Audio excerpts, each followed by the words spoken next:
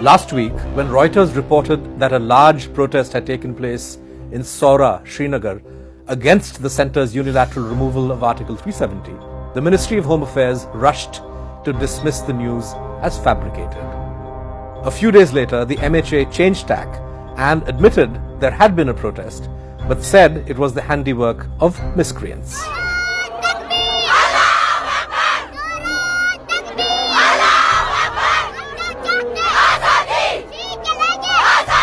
On August 16th, the wire went back to Achar near Saura to find out what local people have to say. This time, we came across a protest that seemed almost as large as the last one. Thousands of men, women and children had gathered to protest the centre's move.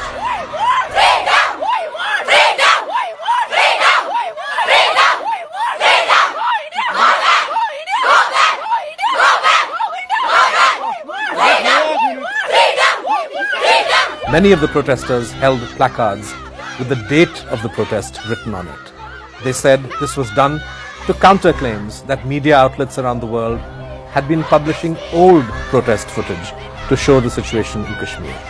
Placards against mainstream Indian TV channels were also raised, accusing them of not portraying the real situation in Kashmir. On the other hand, some placards were raised in gratitude for the coverage done by BBC and Al Jazeera, the two media outlets which were heavily trolled by the right wing on social media for publishing stories about the clashes between protesters and the security forces in Saura on August 9th.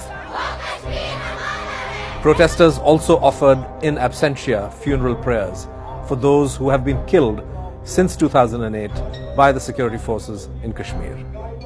The centre has done away with Kashmir's special status, but the state's flag has not made way for the Tiranga on the streets. Protesters held aloft flags of so-called Azad Jammu Kashmir on the Pakistani side of the line of control, and not even the red flag of Jammu and Kashmir. In the air, a drone flew, which locals say belonged to the security forces and was monitoring the crowd. Clashes erupted soon after the security forces used tear gas and pellets on the protesters in an effort to disperse them. Locals say the mood of the valley can be gauged from the mood in Achar. But only when all restrictions are lifted will the actual picture become clear.